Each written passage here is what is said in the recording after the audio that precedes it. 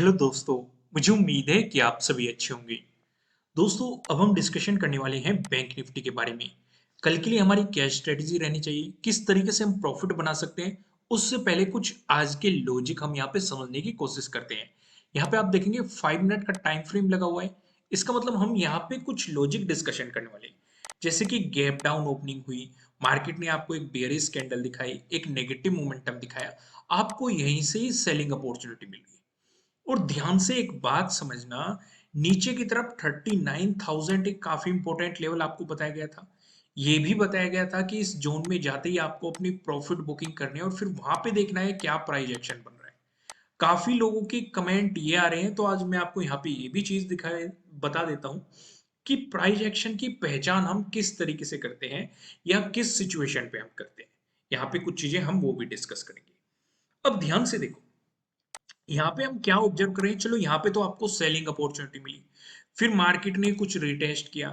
इस मोमेंटम को किस तरीके से पकड़ना था वो एक अलग चीज होती है। अगर आप ट्रेंड लाइन ड्रॉ करेंगे, मोमेंटम देखोगे, तो यहाँ पे हमारा एक पैरेलल पैटर्न भी आपको बनता हुआ दिखाई देगा, या फिर दो ट्रेंड लाइन से बनता हुआ दिखाई देगा।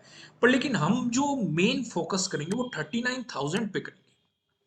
अब काफी लोग यहाँ पे कमेंट करेंगे कि जैसे ही मार्केट ब्रेकडाउन दे देता है किसी भी लेवल का, तो हम वहां पे सेलिंग की तैयारी करते हैं, या किसी भी लेवल का ब्रेकआउट दे देता है तो हम वहां पे बाइंग की तैयारी करते हैं। दो ही चीजें हमारे माइंड में होती हैं।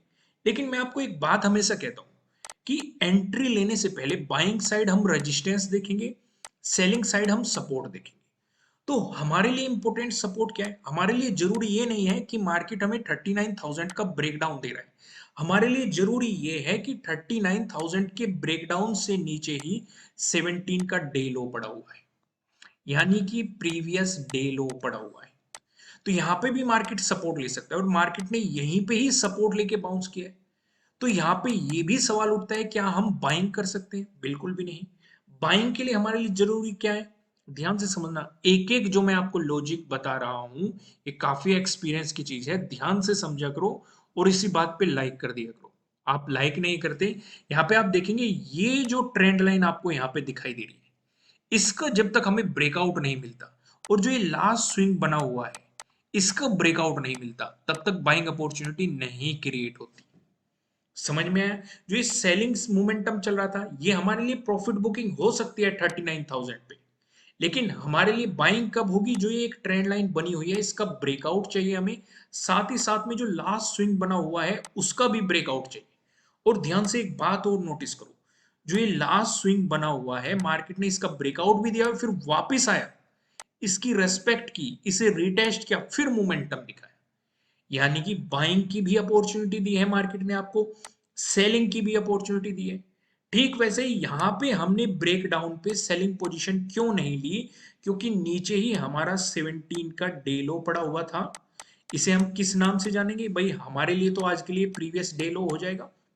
और मैंने आपको एक बात और समझाई हुई है, अगर मार्केट किसी लेवल को ऊपर से नीचे की तरफ अप्रोच करने की कोशिश करेगा तो उसे हम एज ए सपोर्ट कंसिडर करेंगे।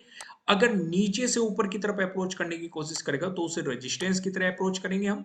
तो यहाँ पे क्या हुआ है, मार्केट ऊपर से नीचे की तरफ अप्रोच कर रहा है, किसे कर रहा है? प्रीवियस डे लो को अप्रोच कर रहा है, या फिर 17 के डे लो को अप्रोच कर रहा है। तो हमारे लिए सपोर्ट की तरह एक्ट करेगा जब तक इसका ब्रेकडाउन नहीं मिलता और उससे मार्केट नीचे नहीं निकलता, तब तक हम सेलिंग नहीं करते।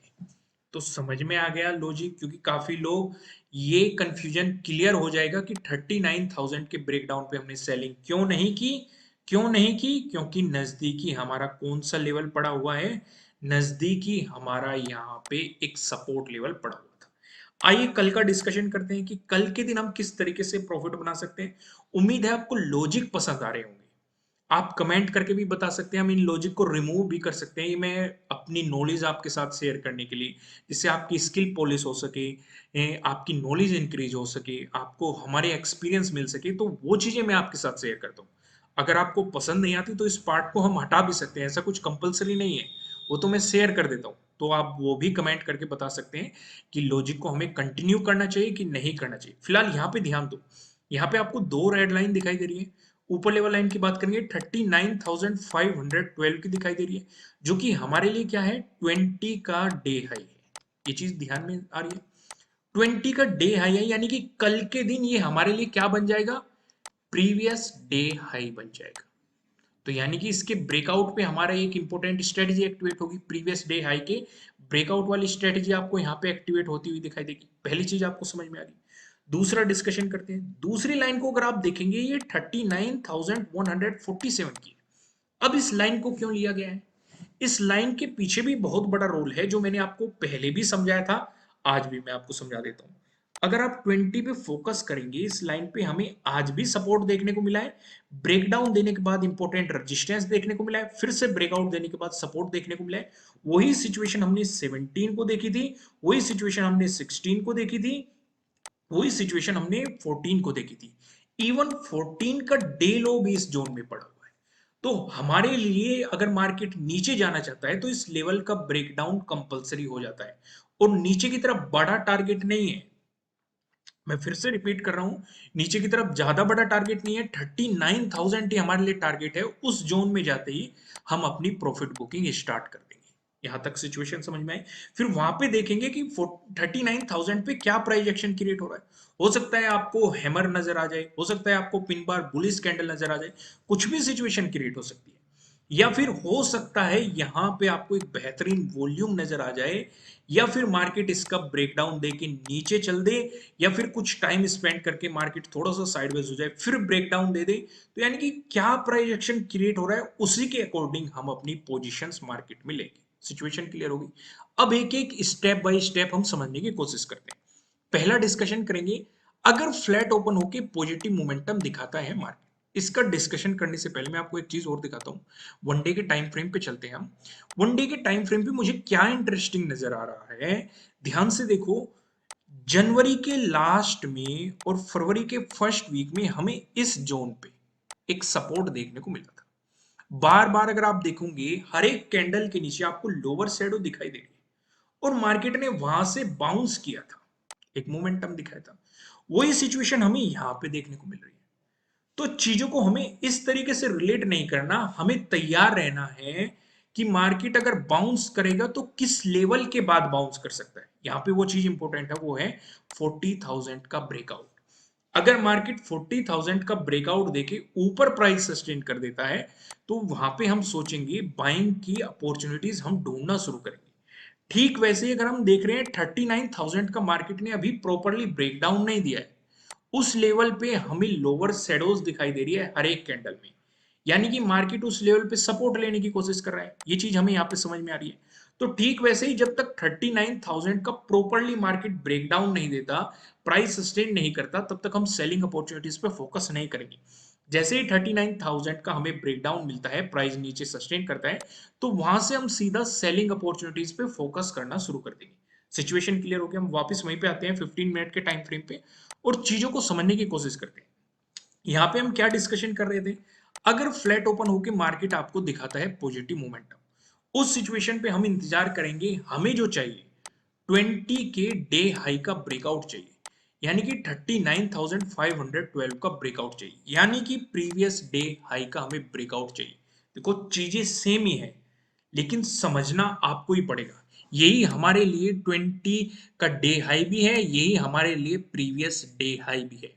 और यहाँ पे कंडीशन क्या रहेगी, एक बात और नोटिस किया करो कि डे हाई डे लो ये दोनों डे क्लोजिंग से कितनी दूर है, क्योंकि हमारी स्ट्रेटेजी भी उसी बेस पे होती है। क्योंकि मान लो अगर ये बीच में होता तो हम बाइंग साइड भी प्लानिंग कर रहे हैं तो डे हाई को टारगेट लेके चल सकते हैं, और सेलिंग साइड प्लानिंग कर रहे हैं तो डे लो को टारगेट लेके चल सकते हैं। अगर ये डे हाई के नजदीक है तो मार्केट नेगेटिव मोमेंटम दिखाता है तो हम डे लो को प्लानिंग कर सकते हैं। बाइंग के लिए हम डे हाई के ब्रेकआउट का इंतजार करेंगे। चीजों को समझो, अगर ये डे क्लोजिंग डे लो के नजदीक है तो यानी कि अगर बाइंग मोमेंटम आता है तो हम डे हाई को टारगेट लेके चल सकते हैं, या फिर यहां से अगर मार्केट इसका ब्रेकडाउन देके चलता है डे लो का, तब हम सेलिंग की प्लानिंग कर सकते हैं।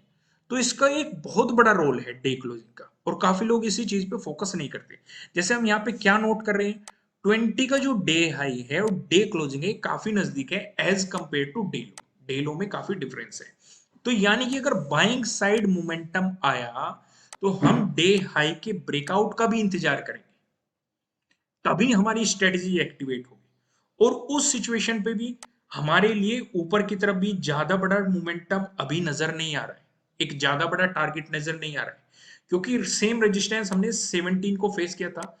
तो 17 का डे हाई आपके लिए पहला टारगेट हो जाएगा, क्योंकि 17 का डिस्कशन हमने डे हाई का किया था। हमने ये चीज 15 में भी रेजिस्टेंस देखा था, हमने 14 में भी रेजिस्टेंस देखा था, इसी जोन पे हमने 13 पे भी मार्केट को एज ए रेजिस्टेंस इस लेवल पे रेस्पेक्ट करते हुए देखा था। तो इस लेवल का हमने डिस्कशन किया था। फिर हम यहाँ पे देखेंगे क्या प्राइस एक्शन क्रिएट हो रहा है। अगर इसका ब्रेकआउट आता है फिर हम 15 के डे हाई की प्लानिंग करेंगे। क्लियर हो गया। अगर मार्केट दिखाता है आपको फ्लैट ओपन होकर नेगेटिव मोमेंटम, उस सिचुएशन पे जो हमारा पहला टारगेट रहेगा, अगर डे क्लोजिंग से नीचे मार्केट चल रहा है, ये 39,147 रहने वाला है।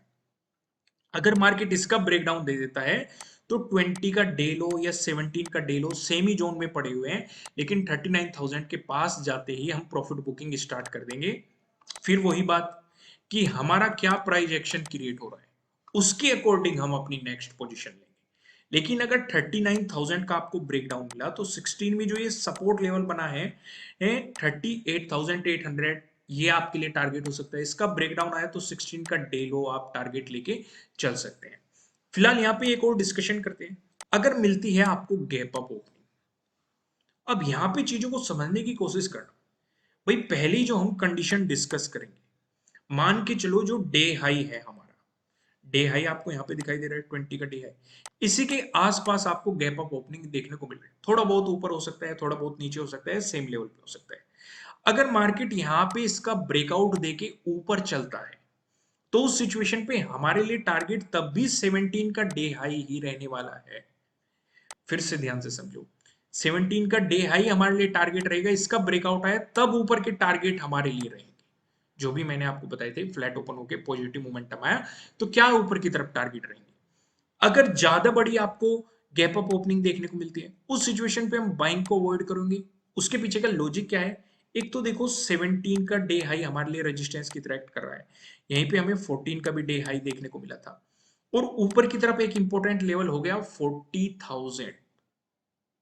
तो इसलिए बेहतर ये रहेगा कि अगर हमें यहां से बियरिश कैंडल नजर आ जाए, जैसे आज मार्केट ने गैप डाउन ओपनिंग देके बियरिश कैंडल दिखाई, तो वैसे ही अगर मार्केट गैप अप ओपन देके आपको बियरिश कैंडल दिखा रहा है, तो आप 17 का जो डे हाई है इसे पहला टारगेट मान के चल सकते हैं। इसका ब्रेकडाउन आया तो जो 20 का डे हाई है इसे दूसरा टारगेट मान के आप यहाँ पे चल सकते हैं। सिचुएशन क्लियर होगी, मैंने आपको क्या समझाया। अब यहाँ पे एक और डिस्कशन करते हैं। अगर मिलती है आपको गैप डाउन ओपनिंग, उस सिचुएशन पे हम कहाँ पे फोकस करेंगे, उस सिचुएशन पे हम फोकस करेंगे 39,147 पे। इस लेवल पे हम अपना पूरा फोकस डाल देंगे। ये कहाँ पे, एक तो ये 14 का डे लो है, क्या फिर से रिपीट करने की जरूरत है कि ये लेवल क्यों इंपॉर्टेंट है, मैंने वीडियो के शुरुआत में ही इसलिए इस लेवल का अलग से डिस्कशन कर दिया था कि अगर मार्केट यहाँ के आसपास थोड़ा बहुत ऊपर या नीचे आपको दिखाई देता है और बियरिश कैंडल आपको दिखाई देती है, तो आपके लिए टारगेट हो जाएगा 39,000। फिर यहाँ पे क्या प्राइस एक्शन क्रिएट हो रहा है उसके अकॉर्डिंग हम देखेंगे। लेकिन मान के चलो मार्केट ने अगर इसका ब्रेकआउट देके आपको बुलिश कैंडल दिखा दी, तो जो 20 का डे हाई है ये आपके लिए टारगेट हो जाएगा। पहले टारगेट आपके लिए रहेगा डे क्लोजिंग, इसका ब्रेकआउट आते ही 20 का डे हाई, इसका ब्रेकआउट आते ही 17 का डे हाई, ये आपके लिए ऊपर की तरफ टारगेट हो जाएंगे। अब मान के चलो मार्केट ने ज्यादा ही बड़ी गैप डाउन ओपनिंग दे दी आपको, अराउंड 39,000 के अराउंड आपको गैप डाउन ओपनिंग कर दी है। गलती से भी सेलिंग मत कर देना। क्यों नहीं करनी, वन डे के टाइम फ्रेम पे मैंने आपको दिखाया कि नीचे आपको क्या दिखाई दे रहा है, नीचे आपको यहाँ पे लोअर शेडोज दिखाई दे रही है, यानी कि बायर्स हावी होते हुए दिखाई दे रहे हैं, जो आपको मार्केट को ऊपर की तरफ यहाँ पे पुश करते हुए नजर आ रहे हैं। तो इस सिचुएशन को हम यहाँ पे अवॉइड करेंगे। तो इसलिए हम ये देखेंगे कि 39,000 पे क्या प्राइस एक्शन बन रहा है। हमारे लिए ज्यादा बेहतर ये रहेगा मार्केट कुछ टाइम स्पेंड करके ब्रेकडाउन दे दे, तो यानी कि सेलर्स और बायर्स के बीच में फाइट हुई यहाँ पे, और जहां पे सेलर्स की जीत हुई तो हमारे लिए सेलिंग अपॉर्चुनिटी बन सकती है, भले ही गैप डाउन ओपनिंग मिल गई हो, यानी कि कुछ टाइम स्पेंड करे मार्केट। या फिर हमें यहाँ पे नजर आ जाए हैमर या पिन बार बुलिश कैंडल नजर आ जाए, तो उस सिचुएशन पे हम यहाँ से बाइंग भी एंट्री ले सकते हैं। ये सिचुएशन आपको यहाँ पे क्लियर हो गई। तो दोस्तों अब मैं आपको सीधा लेके चलता हूँ पिवट पॉइंट की तरफ, और यहाँ पे डिस्कशन करते हैं। अगर बैंक निफ्टी में आपको एक पॉजिटिव मोमेंटम देखने को मिला उस सिचुएशन पे जो हमें पहला रेजिस्टेंस नजर आ रहा है 39,704 पे नजर आ रहा है। अगर आपको इसका भी ब्रेकआउट मिला, जो दूसरा रेजिस्टेंस नजर आ रहा है 39,892 पे नजर आ रहा है। अगर आपको इसका भी ब्रेकआउट मिला, जो हमें तीसरा रेजिस्टेंस दिखाई दे रहा है, तीसरा रेजिस्टेंस बताने से पहले मैं आपको बता दूं, ये आपके लिए किसी भी तरह का ना तो कोई बाय रिकमेंडेशन है, ना ही कोई सेलिंग रिकमेंडेशन है। ये जस्ट एजुकेशनल पर्पज से बनाई गई एनालिसिस वीडियो है। इन्वेस्ट करने से पहले आपको अपनी रिसर्च करनी है, अपने इन्वेस्टर की सलाह लेनी है, क्योंकि प्रॉफिट भी आपका होने वाला है, लॉस की जिम्मेदारी भी आपको अपने आप लेनी है। जो यहाँ पे हमें तीसरा रेजिस्टेंस नजर आ रहा है 40,184 पे नजर आ रहा है।